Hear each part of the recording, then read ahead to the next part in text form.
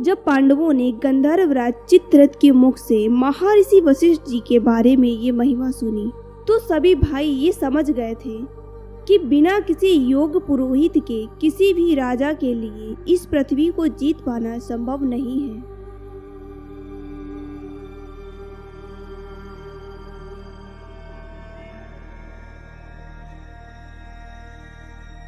तभी अर्जुन ने गंधर्वराज से ये कहा कि आप तो सब जानते हो, इसलिए ये बताओ कि हम लोगों के लिए योग्य पुरोहित कौन होगा। अर्जुन की ये बात सुनकर गंधर्वराज चित्ररथ ने ये कहा कि इसी वन में उत्कोचक तीर्थ में देवल ऋषि के छोटे भाई धौम्य मुनि तपस्या कर रहे हैं। आप लोगों की इच्छा हो तो आप उन्हें अपना पुरोहित बना सकते हैं। इसके बाद अर्जुन ने गंधर्वराज चित्ररथ को विधि पूर्वक अपना आग्नेयास्त्र दिया और गंधर्वराज चित्ररथ ने अर्जुन को गंधर्वों की माया सिखाने के साथ उन्हें गंधर्वों के 100 ऐसे दिव्य और वेगशाली घोड़े देने चाहे जो दुबले होने पर भी कभी न थकने वाले थे। वे घोड़े मन में स्मरण करते ही चले आते थे और मन में बोलने पर ही चले जाते थे। साथ ही वो घोड़े अपना रंग भी बदल लेते थे। परंतु अर्जुन ने गंधर्वराज से ये कहा कि आप जो घोड़े देना चाहते हो वो अभी आप अपने पास ही रखो, समय आने पर मैं वो घोड़े आपसे ले लूँगा। इस प्रकार एक दूसरे का सत्कार करके गंधर्वराज चित्ररथ अपने स्थान पर वापस चले गए। पांचों पांडव भाई और अपनी माता कुंती को लेकर गंधर्वराज चित्ररथ के बताए हुए उत्कोचक तीर्थ की तरफ चल दिए। उत्कोचक तीर्थ पर पहुंचने के बाद सभी पांडव वहीं स्थित धौम्य मुनि के आश्रम में पहुंच गए थे और धौम्य मुनि से प्रार्थना की कि आप मेरे पुरोहित बन जाएं। कृपया मेरा ये निवेदन स्वीकार करें। जब धौम्य मुनि ने पांडवों का ये निवेदन स्वीकार कर लिया तब सभी पांडवों को इतनी प्रसन्नता हुई कि जैसे उन्हें सारी संपत्ति और राज मिल गया हो। धौम्य मुनि जैसा पुरोहित पाकर सभी पांडव भाइयों को इस बात का पक्का विश्वास हो गया था कि अब स्वयंवर में द्रौपदी मुझे ही मिलेगी तथा साथ ही धौम्य मुनि ने भी पांडव भाइयों से ये कहकर प्रसन्न कर दिया था कि तुम्हें जल्दी ही तुम्हारा राज्य प्राप्त होगा। अपनी प्रसन्नता के साथ सभी पांडव भाई अपने पुरोहित धौम्य मुनि की आज्ञा लेकर पांचाल देश की ओर चल दिए। सभी पांडव भाई अपनी माता कुंती सहित द्रुपद नगर के करीब पहुंच गए थे तो सभी उस नगर से थोड़ी दूरी पर ही एक कुम्हार के घर में ठहर गए थे। कुम्हार के घर पर रहते हुए वो सभी पांडव भाई भिक्षा मांगकर ही अपना जीवन व्यतीत करने लगे। इसलिए वहाँ कोई भी व्यक्ति ये नहीं जान पाया था कि ये पांडुपुत्र हैं। इधर द्रुपद नगर में द्रौपदी के स्वयंवर की तैयारियां शुरू हो गई थी। राजा द्रुपद के मन में इस बात की लालसा थी कि उनकी पुत्री का विवाह किसी भी प्रकार से अर्जुन के साथ हो जाता और उन्हें इस बात का विश्वास नहीं था कि वारणावत के लाक्षागृह में पांडु के सभी पुत्र जलकर नहीं मर सकते हैं। इसलिए उन्होंने अर्जुन को पहचानने के लिए ऐसा धनुष बनवाया था जिसे अर्जुन के अलावा इस संसार के 1-2 महारथी ही झुका सकते थे। उसके अतिरिक्त उन्होंने आकाश में एक ऐसा यंत्र टांग दिया जो चक्कर काट रहा था। उसी यंत्र के ऊपर एक मछली रखी गई और फिर राजा द्रुपद ने ये घोषणा कर दी कि जो वीर इस धनुष पर प्रत्यंचा चढ़ाकर उसी धनुष से उस मछली की आंख को भेद देगा, उसी को मेरी पुत्री द्रौपदी वरमाला पहनाकर अपना पति स्वीकार कर लेगी। स्वयंवर के दिन लगभग सभी देशों के राजा और राजकुमार वहां आ गए थे। दुर्योधन अपने सभी भाइयों और मामा शकुनी सहित कर्ण को भी लेकर आया था।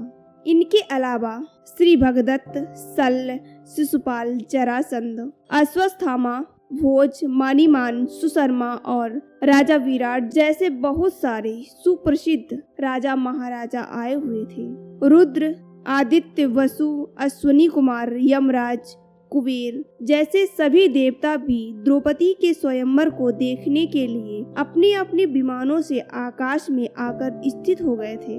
और उसी स्वयंवर को दैत्य, गरुणाढ़, देवऋषि, मुख्य गंधर्व भी देखने आए हुए थे। भगवान श्री कृष्ण बलराम भी स्वयंवर के महा उत्सव को देखने के लिए आए थे।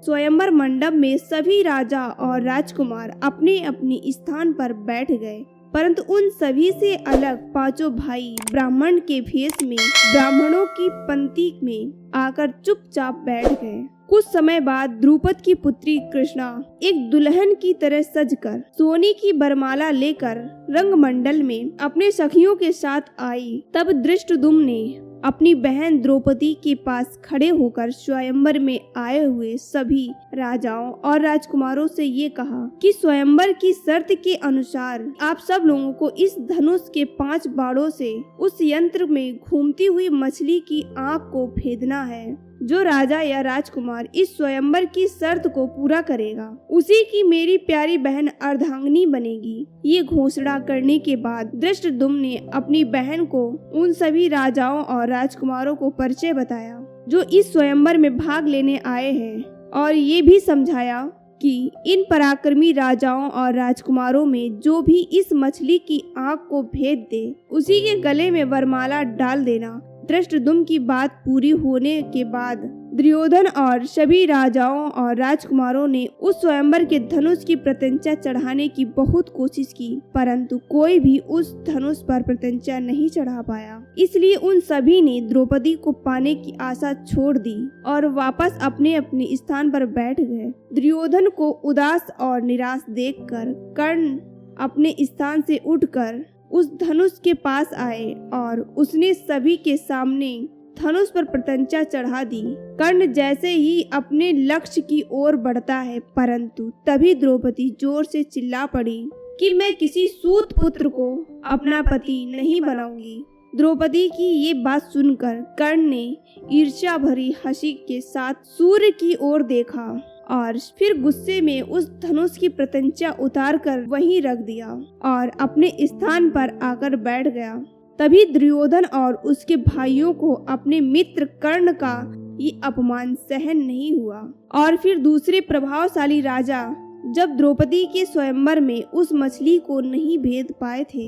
ये सब देखकर राजा द्रुपद बड़े ही निराश हो गए, क्योंकि उनकी नजर में अभी कोई ऐसा क्षत्रिय राजा व राजकुमार नहीं बचे थे जो द्रौपदी के स्वयंवर की शर्त पूरी कर सके।